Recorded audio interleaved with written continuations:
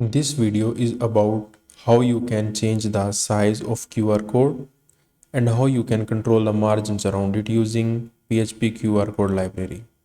Let's explain. Please make sure that you have properly installed and included PHP QR code library.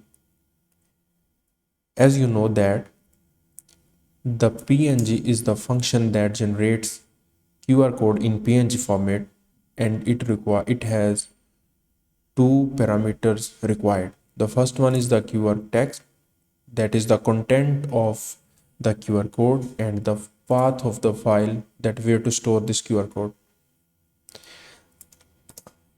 Other three parameters are optional, and here lies the magic. The third one is error correction level. You can read about it going to the PHP QR code documentation. It is not relevant to our video yet.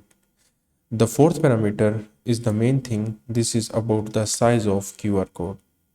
So I have increased the size. I save it, and if I refresh, you see that the size has increased. The fifth parameter is about the margins around QR code. Suppose I want to minimize the margins around QR code. I reduce it to 0. I refresh the page, and you see that the margins have been removed. So you can increase or decrease as per your choice or as per your requirements. That's all. Thank you very much.